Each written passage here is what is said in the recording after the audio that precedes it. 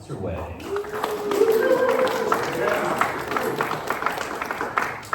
First, we'll start with a quick survey. How many people here are engineers? Okay, figured it was an invite only for Dev Summit, so that makes sense.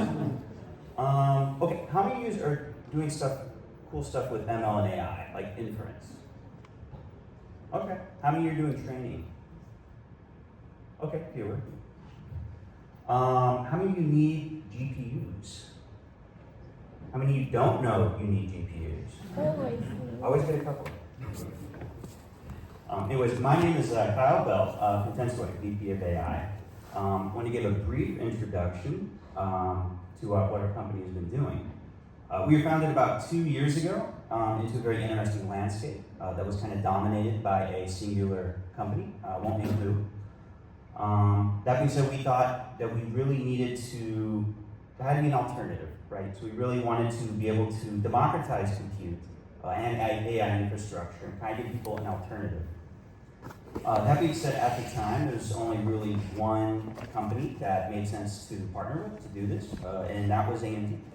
We leverage AMD Instinct GPUs exclusively. We're an AMD-only cloud, but that allows us to really dive deep, focus on a single platform, and really squeeze all the performance that our customers require. We were actually one of the original MI300 launch partners. I believe we were first to rack. First to revenue on MI300 as well. So this is mid last year. Over the course of this year, we were the first to deploy AMD direct liquid cooling with the very large MI325 cluster. And then very recently, we were also first to deploy the MI355 with the new AI Polaris NICs in production. So we do have customers already using this. And then going out to 2026, we hope to scale immensely, and then hopefully keep our good track record with the MI455X. That being said, let's get to building some agents. I want to introduce Monty from AMD. Hello.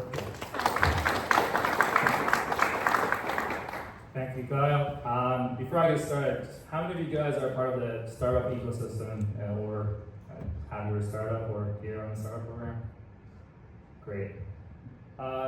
So this is actually my second time being at Web Summit. I think the first time I was here was about 1.5 years ago. I was part of the startup and obviously didn't last too long, so if you need any tips on what not to do, feel free to reach out. On the other hand, I'm very happy to have the TensorWave team here. If you need tips to be successful, talk to those guys because they've been doing amazing. So for today, we're going to be using AMD GPUs to build an AI agent together. So it is a hands-on session. So if you have your laptop or any sort of device that you can follow me, please take it out and connect to Wi-Fi.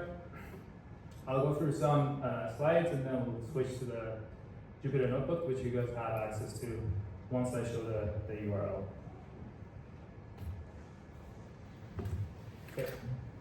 To start, I'm going to show a video about what is an AI agent, an example of that I just tried using AMD GPUs. Before that, how many of you guys have ever used AMD GPU for your AI development? Steve? I see a lot of potential here. That's great. Okay, so AI agents. The example I'm showing here is one of the open source software that I used. As part of my job, I have to check to see what open source software is out there that I can try with AMD GPU and make sure they work. If they don't work or if there's any problem, we try to fix it and reach out to the owners. So this one in particular was very interesting for me because it does the web browsing for you. So all I had to do is just prompt it, hey, I want to make chili for dinner tonight. Can you find the ingredients for me and put it in my basket? So you can see in this scenario, the agent actually autonomously have to think and reason that, hey, if this guy needs to make chili, I need to figure out a recipe for it. From the recipe, I can extract the ingredients and then put that in the shopping cart. So this example kind of demonstrates that how that's autonomously done, and you can see it puts everything in my shopping cart.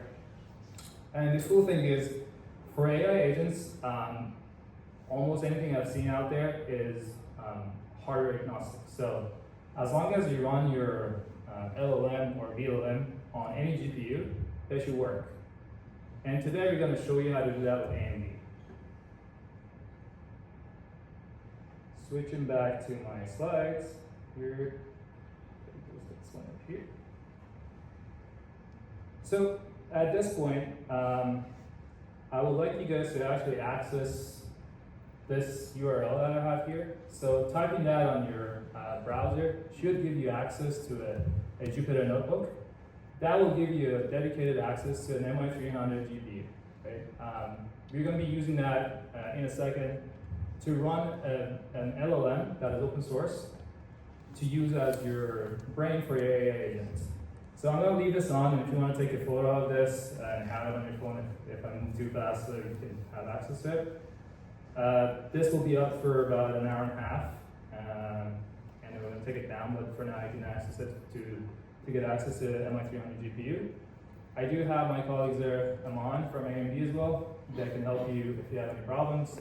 Kyle also was kind enough to do this with me before this, so he can also help you with it, so please put your hands up if you have a problem.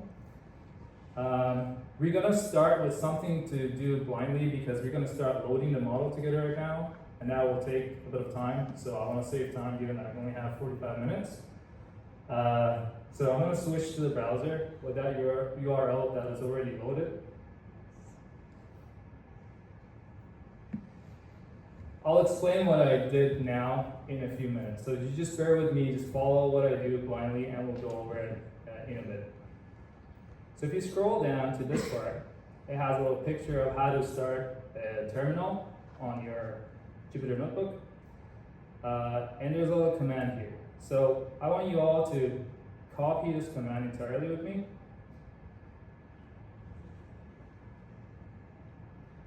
And then you should have a plus button right here, one of those. And you should have a terminal icon that you can click and get here. And you just paste that command and press enter. So I did this right before this we start here, so that maybe saw it. But at the end of it, you should get 3 info lines like this. It will take a few minutes. So it's going to download the model if it's not available in your GPU node, and then it will load it to the GPU, and then it will be ready for you to serve. We'll get to the details of it in a bit. Just trust me for now. Run it. If you have any problem, please put your hands up. One of the guys will help you with it. Okay.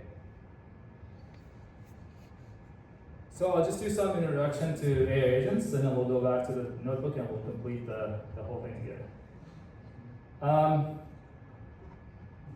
So AI agents, what is the distinction between LLM and agents? When you think of LLM, you can think of it as a really smart book. So you can ask it any question, and it will try to use the training data that it had to answer the question. But if you ask it some real-time questions such as what is the date today, and you're running that model locally with no tool access, it'll actually fail to answer that. Right? You're going to get some answers such as, hey, I don't have access to any real-time tools, so therefore I don't know, or it'll just make up a date for you and say, this is the date. So we can solve that problem if you turn that LLM to an AI agent. So basically, in agentic frameworks, you can add that LLM as a brain, and you can add tools to it, and that same model suddenly can answer those questions for you. So if you ask, what's the date today, it will check to see if it accesses any tools, and if it has a tool at its disposal, it will respond to you like, hey, the date is whatever the date is that they ask you. How is that done is through a paradigm that normally called as React paradigm. This happens through your LLM starts to reason first based on your prompt. It will act on it, so it calls the tools to see if it can respond to your prompt. And it will check to see if the response is correct. And if it's all good, then it will give you the final answer. This is a loop, so if it fails to do so, it will keep doing it until you get the final answer. And this is usually built into the agentic frameworks. So to build an AI agent, you technically need 3 components. I forgot to mention, I actually brought some giveaways from A and B here, so I'm gonna be like explaining stuff and maybe ask questions later, and just the ones who get it right can win a prize. If you have enough time, there's a little challenge at the end of this workshop. So the first 3 who finish it also get a little giveaway from A and B. Okay, so going over the 3 components that you need. One of them would be some sort of framework. You can build that from scratch if you want, or you can use one of the pre-made ones. That is the whole point of this framework is to actually make it super easy for you to connect your LLM to it, and then add your tools, and it will go through that React paradigm that's described. Today we're going to be using PydanticAI, and the reason I use that is because it's super simple to use. You don't have to use it for your own work. You can use any of the open source ones or paid ones. And the cool thing is, as long as you have your LLM running on any GPU, you should use this. So AMD is great. We're going to show you how to do that with AMD. And in case if you want to use any other ones, I have highlighted a few of them up here because based on my experience, they're pretty good to use. So LangGraph, OpenAI, Agentic SDK, CrewAI are some of the notable ones that I wanted to mention. The other thing you need is tools, right? So when it comes to tools, you can actually write that yourself as a Python function, and you can expose that as a tool to your LLM, and that will do the job. But the problem with that is a lot of the tools that you want to write, somebody else probably done it before, or it's some sort of enterprise that you need some sort of authentication. So that's when MCP comes really handy. So it's super simple to hook up the MCP server to an agentic framework. And today we're going to show how easy that is through a couple of examples. So the cool thing with MCP is actually you can have 10, 20, no matter how many functions you have, packed as one package and expose all of that through one API call. The last component you need is your LLM. How you get that LLM running is you can choose again based on the different methods to do so. vLLM is one of them that we're going to use today. There's SGLang, or there's PyTorch or Hugging Face Transformer. So you have a lot of options to use. vLLM, one of the best ones to use in my opinion, is super simple, and you'll see why in a few seconds. Okay. I think at this point I want to switch back to the notebook. We'll get back to the challenge if you have time. But let's get to the notebook and see if you can finish this workshop together in the next 20 minutes or so. So do you guys have all the notebook running and you got the 3 lines that I have? Yes. You're all good. Okay. That is great. So from here on, we're going to be running these Jupyter Notebook cells together. So the way you run them, if you've never done it before, you can click on the cell, press the play button right here, or shift enter to do the job. And I'll explain one by one what we're doing. Before doing that, I just want to quickly cover what we just did. So as I mentioned, running these models on any GPU is super simple. So basically all you have to do with vLLM, which right now would be install vLLM for you guys, is vLLM serve model name, and that's it. The rest of them are optional, right? So I can go through what I put as the options here. But you can see the vLLM serve, the model comes directly from Hugging Face. So I just copy pasted this from here, right? So you can go on Hugging Face, choose the model you want to run, and just copy the name, and that's it. The parameters you see here is basically optional. Some of them are, you can guess what they are. For example, I want to choose the model serving name to be a specific name. That's the first one. I put an API key for myself, the port number that I want to be serving the model from. And the last, the next 2 are for tool calling. So each model has its own tool call parser. So for Qwen, we use Hermes. You can look up the tool call parser based on the model, from the model card. And that's it. Basically, that's all you need to do to run the model. And now you have that model ready for you to run. The cool thing is that will give you OpenAI compatible endpoints. So here, that is the format you're going to get. Since you're running that locally, it's going to be localhost port number you can pick and v1 from OpenAI protocol. This is basically setting up your base URL. So let's run that together. And you should get a green with a config set, just the way I have it here.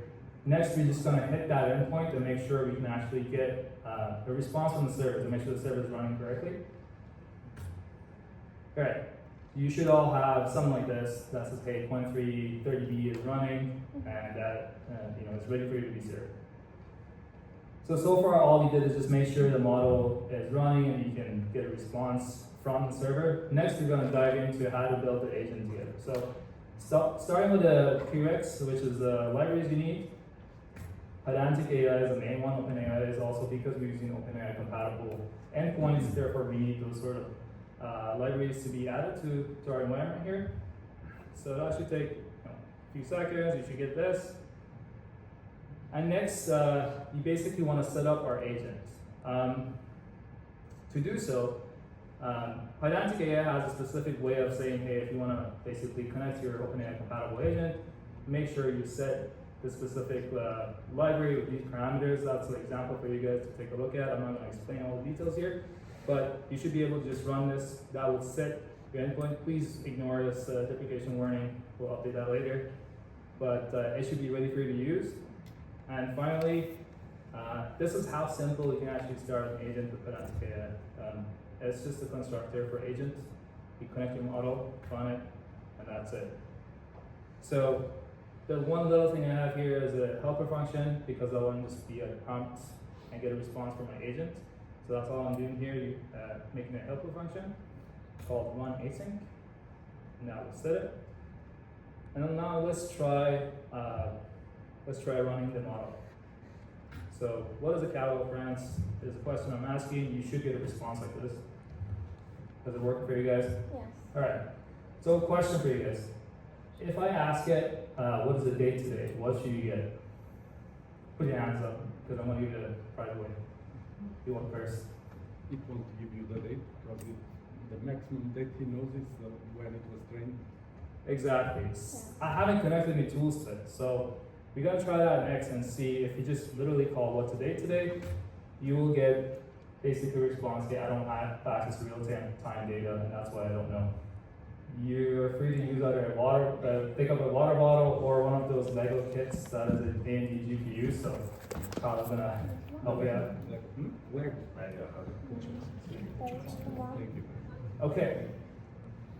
So you saw exactly what the behavior you described has happened right now, and you can get the date.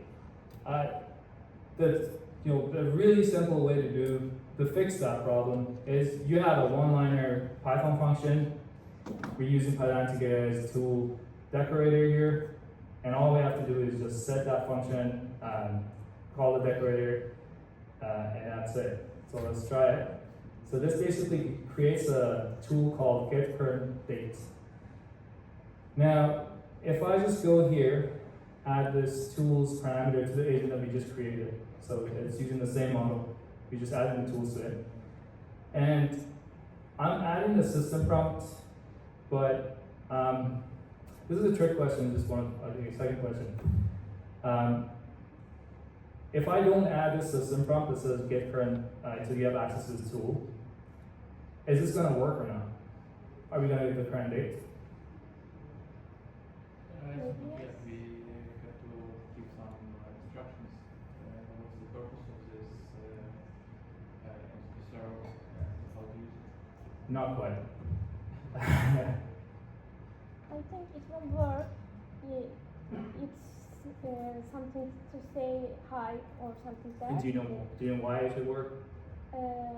Because I don't know why, but if we want to set system prompt, for example, for legal chatbot, we have to set some prompt related legal things or agile. For example, I am creating on my company agile and legal chatbot. I am setting related things about that, but when I didn't set anything, they are always answering any question. Yeah, Yes, so you're correct. Yes. But the reasoning was. Yeah, I don't know. Okay. I mean, all the prompts are concatenated and the rows are concatenated, so you can provide either system prompt or user prompt is just for convenience to divide the roles, because in user prompt we provide what is changing, and in system prompt what is like static and we want to keep for all other requests, basically. Okay, but how does it know if it has access to tools, do you know? Those roles were fine-tuned to using tools, so they have this capability, and basically they will invoke Okay, the model according to the has signature access, of the okay. function. Yeah. Yeah, that's fair. So Makes sense. you can pick one of those of the two. Sweet. Okay, so yeah, in short, the reason I'm putting the system prompt is not because the model that they're not going to work without it. It's mostly to make sure that agent actually calls this tool.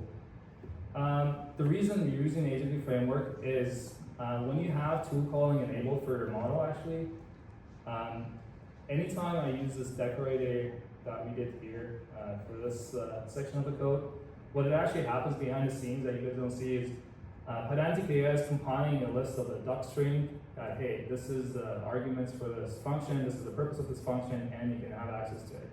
And it's passed to every single prompt you say is hidden, like, you know, if you put trace and you can see it, it's actually passed back to the LLM, and the LLM actually knows that it has access to the function. However, if you use small models, say like less than 1 billion, that becomes a bit tricky. So those models are not the best, maybe, depending on the model, at calling. So for me, usually in the agentic frameworks, when I want to use them, I actually specifically say, hey, you have access to this, so call it when you need it, right? But technically you don't. So later you can try, you can actually prompt this as what are the tools that you have access to without the system problem, it should tell you. All right, let's run this. So we're expecting now that we get, hey, today's date is November 13, 2025, so it should be correct. And now the same model that didn't have access to the real-time data, it does. Okay, so now is where MCP comes to play, right? We talked about it briefly, but there's a lot of functions and APIs out there that you want to actually connect to your AI agents. And if you were to write the functions for this, it'd be a whole project, right? So to save you guys time, a lot of people are actually pushing all their MCP servers. Recently, I saw actually ChatGPT. Even there, you can actually add MCP, so you can add like Expedia to your ChatGPT, and it'll be able to access it for you. So here, what we're going to do is, next step is throw away what we did with the tool that we wrote together, replace it with MCP. To do so, every MCP has its own specific way of, hey, you can run it this way, you need these libraries. So basically I went and looked at the documentation and learned how to run this specific MCP and put the code down for you guys. So all you have to do is, again, follow me, right, run this cell, I would install that MCP server time. Next, we're doing a CDO for basically the way we want to access the MCP. How many cards do I have left? 4? Mm-hmm. Okay, well, I'm going to keep one for, I'm going to keep 3 for the challenge to get to it. But I'm going to ask one question here. So, MCP, basically, so what happens here with MCP is you're specifying that I want to run this MCP server. Where is it actually running? Does anybody know where the server is running? Exactly. So you get it. Yeah. That's tricky for some people. They always think the server should run somewhere else. But all we're doing here is actually saying, hey, that I want you to start a sub process, run this MCP server for me locally, and basically get access to it. This is not the only way. Actually, if you go say sign up for one of those web browser MCPs, most of them actually are not running locally. But then they will ask you to use HTTP rather than HTTP. Okay. Next, so all we did right now is just set a new variable for our MCP server, the time server. We're gonna run the next cell, which is all it's gonna do is replace. Remember, you had tools and then we call it. I forgot what we call it. But now we're replacing it with this time server that we just defined. So if you run this cell and run what's the date today, you'll get the same response, but now instead of that function that we defined, you're using an MCP server. Are we all good? We're following? Any issues with the notebooks? No? Good. Okay. This is the last part of this, so I think you're doing fine for the challenge. I'm gonna give like 10 to 15 minutes, and I know there's a challenge at the bottom there. Ignore that. I have 2 challenges, so you could use one of them, and the first 3 people who finish them can get one of those water bottles that are left. So this is the last part of this workshop, and as of now, you actually have an agent that you just built right now. So first, if you said at the beginning that you never used AMD GPU to build AI, now you have. So second, you get to try something on your own in a few minutes. You can maybe expand this agent or write your own tool. Next part is we want to do something a bit more useful and actually show how the agent can actually have access to multiple tools and reason and think how to use those tools together. So again, this is a Airbnb MCP that I found online. Somebody just wrote it, and it's basically calling the web browser and getting the results for you. It's nothing fancy, but the person who did a great job, packed a few tools, and you can get access to it, but just basically the way I have it here. You do need more dependencies for this one, so you need Node. That's why we install a Node. And using npx to run it. That's a command you want to run on this server. So that's the next part. So finally, here is the updated agent. So you can see here now have 2 tools added here. One is the time server MCP, and one is the Airbnb server MCP. I have obviously updated the system prompt, but if you run this, now your agent should be ready. So a little bit of explanation before I run this last prompt here. So I'm asking this agent right now to find a place for me to stay in Vancouver next Sunday for 3 nights. So if you think about this prompt, it's not telling the date, right? It's saying next Sunday. And the reason I'm doing that is I want to show you guys that the agent actually is smart enough to figure out that I need to calculate what next Sunday is. It doesn't know the date, so it needs to call that date. And then it calculates what the next Sunday is, and then the correct dates, push it back to the MCP server for Airbnb and get the results. And I'm running it for Vancouver because this is the city I grew up in, so we'll see if it can find some good spots for us to stay next Sunday.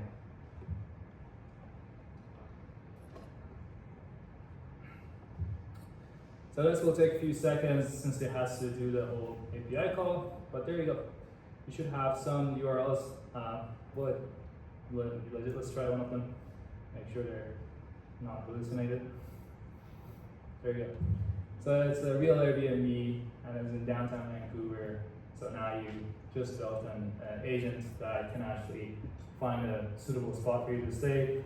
If you visit wherever you want, you can change it from any Vancouver to any city. All right, I think we're doing great for time. I kind of want to have about 12 minutes from now for the challenge part, and then we're going to wrap up the last 5 minutes with some final slides, and we'll be done for today. So basically for challenge, you can actually go, so once I want to code, if you've never done that again, this plus button here can create a cell code for you, so you can go write your code. But we have 2 potential challenges for you that you can pick. You don't have to do both, you just do one of them. So one is using MCP, one is using your custom tool, right? You can create a custom tool to get GPU VRAM usage. I'll show you an example of that in a second. Basically, the same way we did the custom tool we created. I want to see if you guys use AMD SMI API, so you can Google AMD SMI API, Python API, and see if you can quickly write a function that you can turn out to a tool that you can ask the agent how much of VRAM am I using right now. So the GPU VRAM utilization is what I want to see if you guys can get. Or you could just use challenge 2. So you can look up MCPs that give you current weather and add that to your Airbnb agent and see if it could actually give you the current weather for, say, Lisbon. So I'm going to give you guys the 12 minutes starting now. If you finish it, please come forward because I've had the situation that people are fighting that I put my hands up first. So I want to avoid that. So if you finish it, please come forward and then we'll evaluate your code, and if it's correct, you'll get one of the water bottles. So the next 10 minutes or so is yours.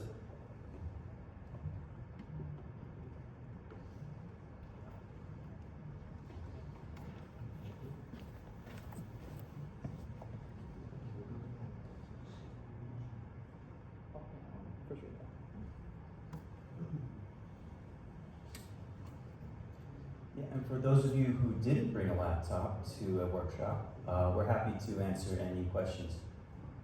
In the meantime,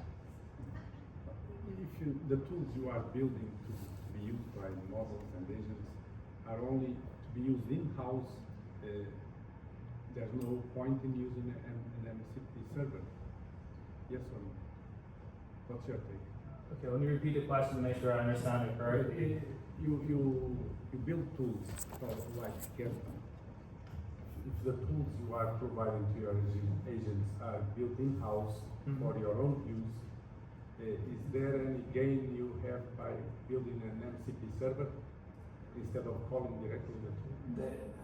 It's a good question. So the question is, if I make my own custom tools, say for my own company or use case, is there a point to make that into MCP server, or should I just leave it as a custom tool and just use it that way? The benefit of you moving that to MCP is there's a few. One is if you have 10 functions that are really, you can categorize them within the same sort of stuff. Say you wrote tools to get GPU stats, one is GPU, failure cases or whatever. So there's same category. If you don't use MCP, you need to go add every tool one by one to your agents. If you use MCP, all you have to do is expose the MCP server, and that MCP server packs all of them as one, right? That's one benefit. Second benefit would be, say you're using multiple agents, right? So you're using one agentic framework from PydanticAI, one from LangGraph. Every single agentic framework has its own way of defining tools. With MCP, they're all the same. So you don't have to worry about, porting your tools from one framework to another framework. So those are the two I could think of on top of my head. It makes sense. Yeah. anyone else?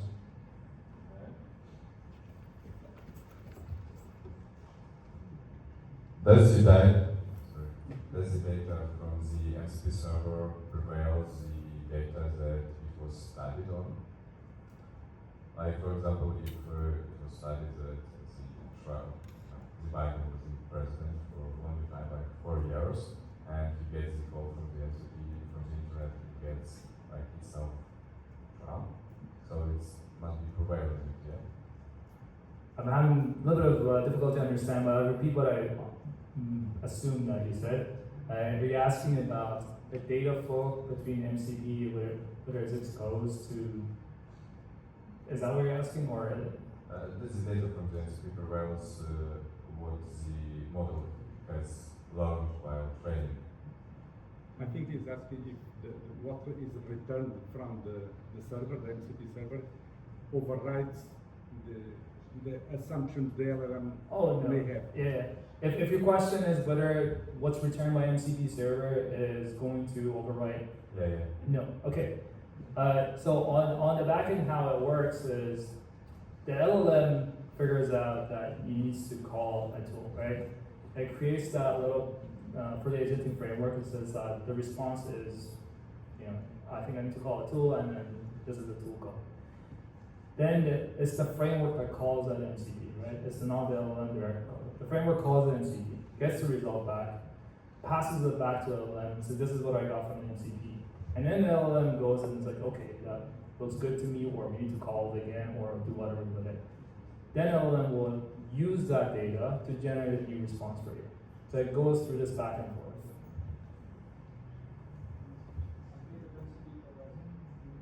I can't hear maybe. Complete MCP for web. Oh, great. Do you mind bringing your laptop here? So we have the first person claiming the first prize. says raining, right? Yeah. Make sure it's not just a print. Be wary of thunderstorms, everybody. Yeah, that was great. Good job. Yeah. Sorry, you want to try to water ball choice. Did you need a picture? Did you need a picture for that? I took a picture. Yeah, okay. And if we run out of prizes, we do have a few t-shirts for runners up. Oh, great. So there we go. There's more prizes.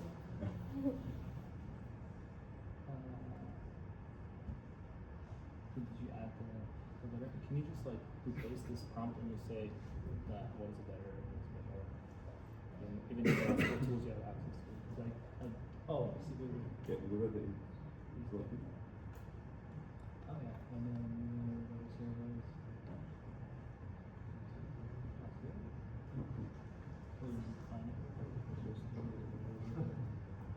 That's great. Yeah. Second winner.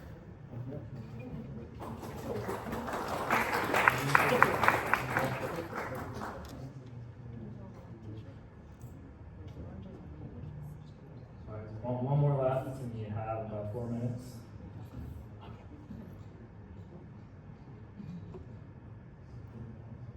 We also have addition of t-shirts, so. Great. You finished? We'll wait there. Oh, do you mind showing up?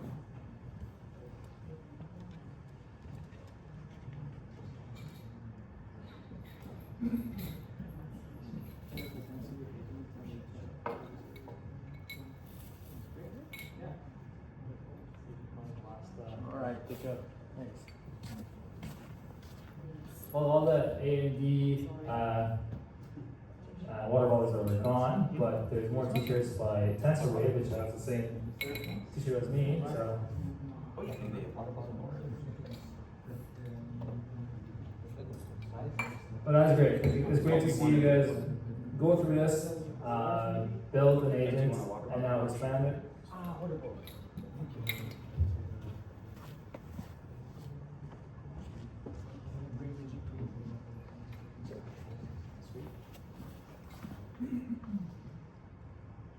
oh, great job. Yep. This is cool.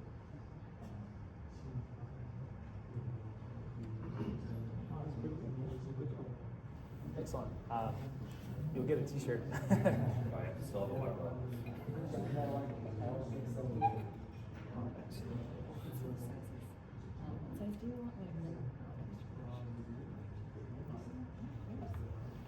So while this was a single agent workshop, I will be hosting a multi-agent next week in Paris as part of the vLLM meetup.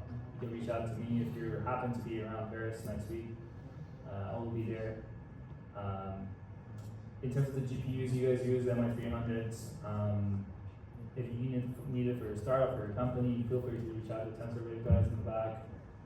They're great. I actually use them at work a lot, so feel free to talk to them. They also have all the latest versions of AMD GPU, MI355s. So the one you have right now is 192 gigabyte of memory.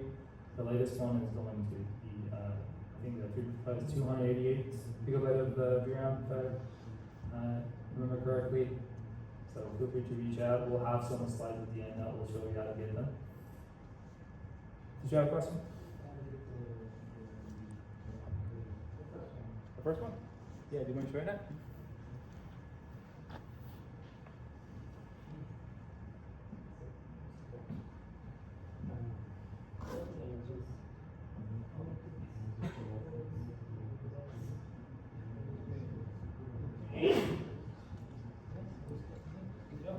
Amazing. All right. So we had some people doing challenge one, some people challenge two, which is great. I personally think the challenge two is a bit simpler. I didn't want to say that in the beginning, but that's why I put it as challenge two. Okay, I think we're hitting that 12:40 mark that we want to basically move on. But if you do finish the challenge, there's still t-shirts left, so we can definitely hand them out to you right after here. So for me, I think that would be it in terms of A&D presentation. I think Kyle, you have a few slides to wrap up, or is that it? Yeah. Okay. Yeah, so if anyone does need compute for the company or production use cases, please reach out to us at TensorWhip. You can also see our socials at LinkedIn and Twitter. Thank you.